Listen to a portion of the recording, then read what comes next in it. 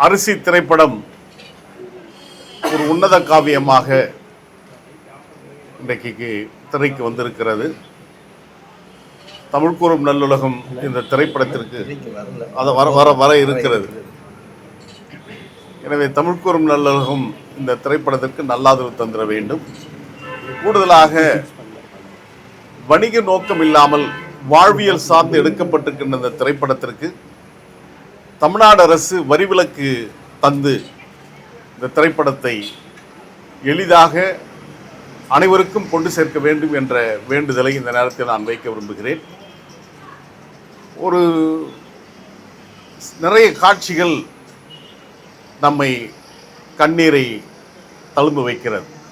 குறிப்பாக ஜீவானந்தமும் எருமை பசுவுக்குமான அந்த உணர்வு ரீதியான ஒரு காட்சியும், முத்தையனுடைய வாழ்க்கை துணை மரகத்துடைய மறைவும், முத்தையனுடைய மறைவும் நம்மை கண்ணீர் கடலில் ஆழ்த்துகிறது.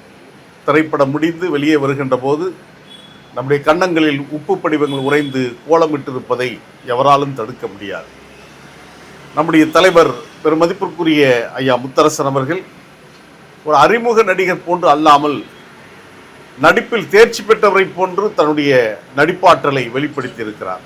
அதற்காக அவருக்கு வாழ்த்துதோடு மட்டுமல்லாமல் அவர் தொடர்ந்து திரைப்படங்களில் இது போன்ற ஒரு புரட்சிகரமான கதாபாத்திரங்களை நடித்திட வேண்டும் என்ற வேண்டுதலையும் இந்த நாளத்தை நான் வைக்க விரும்புகிறேன். எனவே ஒரு துணிச்சலாக இந்த திரைப்படத்தை தயாரித்திருக்கின்ற தயாரிப்பாளர்களுக்கும் இனிய சகோதர இயக்குனருக்கும் இந்த திரைப்படத்தில் சிறப்பான நடிப்பினை வெளிப்படுத்தியிருக்கின்ற அருமை தோழர்களுக்கும் இந்த நேரத்தில் வாழ்த்துக்களை உரித்தாக்குகின்றோம். அட்சய பாத்திரத்தை கையில் ஏந்தி அமிர்தத்தை அள்ளி அள்ளி வழங்கிய மணிமேகலின் வாரிசாக விளங்கிய விவசாயிகளுடைய படும் துயரத்தை இந்த காவியம் சிறப்பாக நாட்டுக்கு சொல்லுகிறது. எனவே நான் துவக்கத்தில் சொன்னதை போன்று தமிழ்நாடு அரசாங்கம் இந்த திரைப்படத்திற்கு வரிவிலக்கு அளித்திட வேண்டும். எல்லா திரையரங்குகளிலும் இந்த திரைப்படம் ஓடப்பட வேண்டும், காட்சிப்படுத்தப்பட வேண்டும். கூடுதலாக பள்ளி மாணவர்களுக்கும் கல்லூரி மாணவர்களுக்கும் இதை கொண்டு சேர்த்தால் வருங்கால தலைமுறைக்கு விவசாயம் எவ்வளவு முக்கியம் என்பதை உணர்வார்கள் என்பதையும் இந்த நேரத்தில் நான் திராவிட வெற்றி கழகத்தின் சார்பில் நான் பதிய வைத்து, ஐயா முத்தரசன் அவர்கள் தொடர்ந்து இது போன்ற கதாபாத்திரங்களில் திரையில் வர வேண்டும் என்ற வேண்டுதலையும் விருப்பத்தையும் இந்த நேரத்தில் நான் வைக்கின்றேன். படத்தினுடைய கருப்பொருளை மையமாக வைத்து அரிசி என்ற பெயர் வைத்திருப்பது பொருத்தமானது. உண்மையிலேயே ஒரு ஃபார்முலா இல்லாத, வழக்கம் போல டூயட் இல்லாத, விரசமான காட்சி இல்லாத, கிராமப்புறத்து குறிப்பாக குடவாசலுக்கு பக்கத்தில் இருக்கக்கூடிய நெய்க்குப்பை என்ற அந்த கிராமத்தில் விவசாயிகளுடைய வாழ்க்கையை சரியாக படம் பிடித்து காட்டுகிறது அரிசி என்ற இந்த படம். குறிப்பாக இதில் கதாநாயகராக நடித்த தொழில் முத்தரசன் அவர்கள், அவருடைய அரசியல் எனக்கு தெரியும், அவருடைய அரசியல் முகம் தெரியும். ஆனால் முத்தரசனுக்குள்ள இன்னொரு முகம் இருந்தது என்பதை இந்த படத்தின் மூலம் நம்ம பார்க்க முடிஞ்சிருக்கு. குறிப்பாக கதாநாயகன் மூலமாக வரக்கூடிய அவருடைய வசனத்தில் இது நம்மோட முடியறதில்லை, நமக்கு அடுத்ததா ஒருத்தர், அவருக்கு அடுத்ததா ஒருத்தர், ஒரு நீண்ட நெடிய போராட்டம் நடக்கும்னு அது அடையாளபூர்வமாக அவர் மூலமாக இயக்குனர் பேச வைத்திருக்கிறார். குறிப்பாக கதாநாயகன் இறந்த பிறகு கதை அப்படியே முடிஞ்சிருமோ, இதெல்லாம் நம்ம கவலையோடு பார்க்கக்கூடிய நேரத்தில் இந்த கிளைமேக்ஸ் காட்சி என்பது ரொம்ப நல்லா பண்ணியிருக்கிறாங்க. முக்கியமானது அநேகமாக இதில் சமுத்திரக்கனி தவிர மற்றவங்களாம் நமக்கு தெரியல. ஒருவேளை எல்லாருமே உங்களுக்கு முத்தரசன் உள்ளிட்டு வரக்கூடிய பல்வேறு பாத்திரங்கள் என்பது நம்ம முதல் முறையாக பார்க்குற மாதிரி இருக்குது. அந்த அடிப்படையில் இந்த படத்தை, இதனுடைய திரைக்கதையும் திரைக்கதை வசனமும் ரொம்ப நேர்த்தியாக, ரொம்ப விறுவிறுப்பாக பார்க்கக்கூடிய அளவுக்கு உருவாக்கி இருக்கக்கூடிய இயக்குனரை மனதார நம்ம பாராட்டுறோம். அதுக்கப்புறம் எல்லா நடிகர்களும் கடைசியாக வந்து ஒரு கட்டத்தில் ஒரு ஃப்ளாஷாக காட்டக்கூடிய அந்த படம் என்பது அதில் மார்க்ஸ், பெரியார், அம்பேத்கர் என்பது எப்படி உங்களுக்கு வந்து இந்த தீண்டாமை கொடுமை எதிர்த்து அல்லது வந்து விவசாயிகள் மீது தொடுக்கக்கூடிய அரசாங்கத்தினுடைய அந்த கொள்கை எதிர்த்து இப்படி உங்களுக்கு வந்து இந்த 3 தலைவர்களுடைய அல்லது பின்னால் இருக்கக்கூடிய அந்த தத்துவம் வழிகாட்டக்கூடிய அடுப்பு அடையாளமாக காட்டியிருக்கிறாங்க. ஒட்டுமொத்தமாக ஒரு ரொம்ப எளிமையாக ரொம்ப இனிமையாக கிராமத்தை மையமாக வைத்து அநேகமாக வந்து அசல் கிராமத்தை மையமாக வைத்திருக்கக்கூடிய இந்த படம் என்பது பாராட்டுக்குரியது. அநேகமாக தமிழ் மக்கள் மத்தியில் மிகப்பெரிய வரவேற்பை பெறுகின்ற அடிப்படையில் இயக்குனரையும் தயாரிப்பாளரையும் முத்தரசு உள்ளிட்ட மற்ற எல்லா இந்த பார்த்து நடித்த அனைவர்களையும் நான் மனமாற பாராட்டுகிறேன், வாழ்த்துகிறேன்.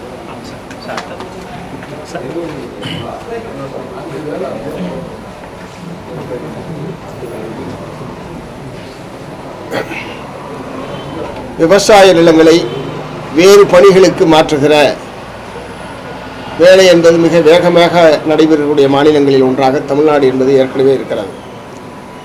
வருடத்திற்கு சராசரியாக 1 லட்சம் ஏக்கர் நிலங்கள், விவசாய நிலங்கள் வேறு பணிகளுக்கு மாற்றப்படுகிறது. இத்தகைய கார்ப்பரேட்டுகள் விவசாய நிலங்களை அபகரிப்பதற்கான தீவிரமான முயற்சிகள் நாடு முழுவதும் நடைபெற்று கொண்டிருக்கிறது. வேறு எது இல்லாமையினாலும் இருக்கலாம், ஆனால் உணவில்லாமல் மனிதனால் உயிர் வாழ முடியாது. அதற்கு தமிழ் மக்களை பொறுத்தவரை அரிசி என்பதுதான் முக்கியமான உணவு. ஆகவே அந்த அரிசி என்கிற பெயரில் விவசாயிகள் இன்றைக்கு எதிர்நோக்கக்கூடிய சவால்களை மிக தத்துரூபமாக இந்த திரை காவியத்தின் மூலமாக வெளிப்படுத்தியிருக்கிறார்கள். இந்த திரைப்படத்தை தயாரித்தவர்கள், இயக்குனர்கள், நடிகர்கள் அனைவருக்குமே மார்க்சிஸ்ட் கம்யூனிஸ்ட் கட்சியின் சார்பில் என்னுடைய மனம் நிறைந்த பாராட்டுக்களை தெரிவித்துக் கொள்ள விரும்புகிறேன். நிச்சயமாக தமிழ்நாடு முழுவதும் இருக்கக்கூடிய மக்கள் அனைவருமே இந்த படத்தை பார்ப்பதன் மூலமாக விவசாயத்தை பாதுகாக்க வேண்டிய, விவசாய நிலங்களை பாதுகாக்க வேண்டிய ஒரு மிகப்பெரிய விழிப்புணர்வை, விவாதத்தை இந்த திரைக்காவியம் நிச்சயமாக தமிழ் மக்கள் மத்தியிலே உருவாக்கும். இன்றைக்கு மிக மிக அவசியமான ஒரு திரைக்காவியமாக இது இன்றைக்கு வெளிவந்திருக்கிறது. இத்தகைய கார்ப்பரேட்டுகளுக்கு எதிரான மண்ணை காப்போம், விவசாயத்தை காப்போம் என்கிற முறையில் இந்த திரைப்படத்தை தயாரித்த தயாரிப்பாளர்களுக்கு என்னுடைய பாராட்டுக்கள். ஏன்னா தயாரிப்பாளர்கள் யாருமே முதலீடு போடுறாங்கன்னா அது வியாபார ரீதியாக வெற்றி பெற வேண்டும் என்கிற முறையில் தான் யோசிப்பாங்க. இப்போ ஜிஆர் அவர்கள் சொன்னது மாதிரி டூயட் கிடையாது, மற்ற மாதிரியான வழக்கமான மசாலாக்கள் எதுவும் இல்லாமல் முழுக்க மக்கள் மத்தியிலே விழிப்புணர்வு ஏற்படுத்த வேண்டும். அரிசி என்பது, உணவு என்பது எவ்வளோ அவசியமானது, அதற்கு நிலம் என்பது, ஏன்னா கம்ப்யூட்டர்லாம் அரிசியை உருவாக்க முடியாதுன்னா அதுக்கான தொழில்நுட்பம்லாம் கண்டுபிடிக்கல. மண்ணிலேருந்து தான் அரிசி வந்தாகணும். அதற்கு மண்ணை பாதுகாக்க வேண்டியது ரொம்ப ரொம்ப அவசியம் என்கிற ரொம்ப விறுவிறுப்பாக போகுது. ரொம்ப உண்மை, அது ரொம்ப முக்கியமான விஷயம். நான் சொன்ன விஷயங்கள் வந்திருந்தாலும் அதை பொதுமக்களை ஈர்க்கக்கூடிய வகையில் மிக விறுவிறுப்பாக அந்த திரைப்படம் என்பது நகர்கிறது. அந்த வகையில் மகத்தான வெற்றியை அரிசி திரைப்படம் கட்டாயம் பெறும். அதற்காக இதில் இதில் இருக்கிற திரைக்கலைஞர்கள், தயாரிப்பாளர்கள், இயக்குனர்கள், அதே மாதிரி இசைஞானி இளையராஜா அவர்களுடைய இசையில் மிகச்சிறந்த முறையில் பாடல்கள் என்பது மனதை வருடி செல்லக்கூடிய வகையில் மிகச்சிறப்பாக பாடல்கள் என்பது அமைந்திருக்கிறது. ஆகவே அனைவருக்கும் மார்க்சிஸ்ட் கம்யூனிஸ்ட் கட்சியின் சார்பில் என்னுடைய பாராட்டுக்கள். தமிழ் மக்கள் இப்படத்தை திரையரங்குக்கு சென்று பார்க்க வேண்டும் என்று என்னுடைய வேண்டுகோளாகவும் தெரிவித்துக் கொள்கிறேன்.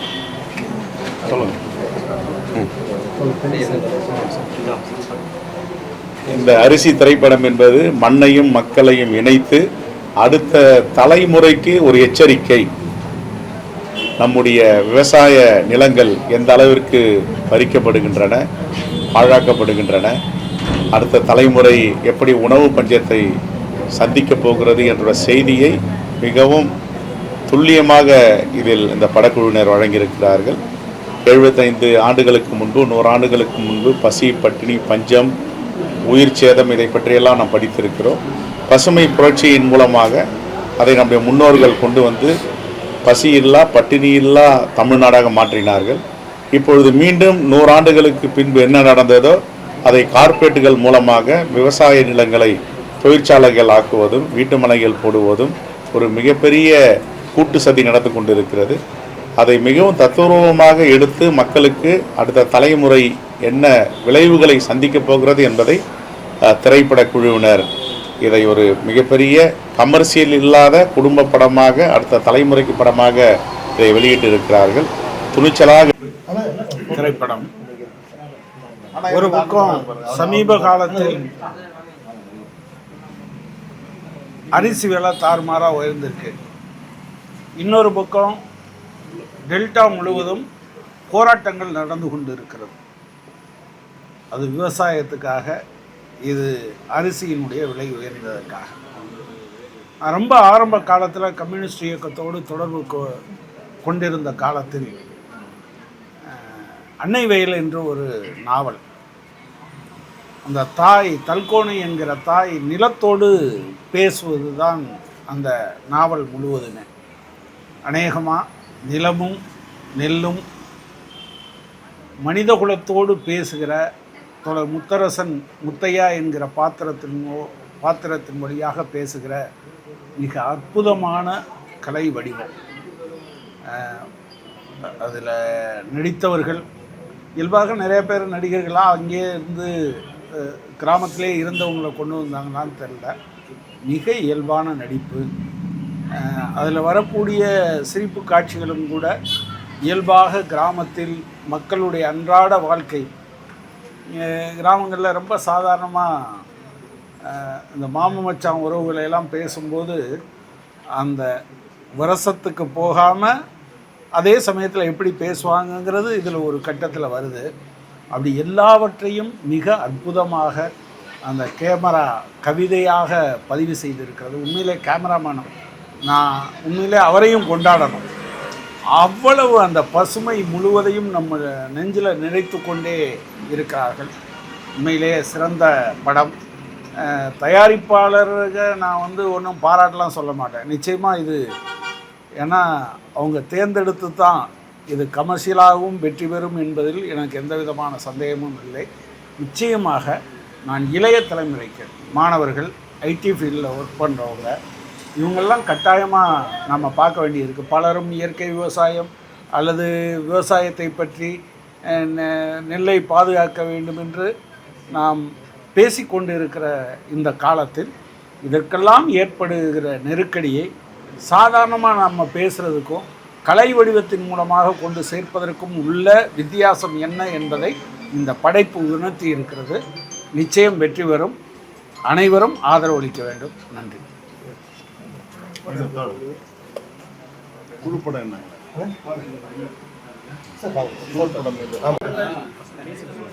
ரெண்டு வார்த்தை பேசுங்க.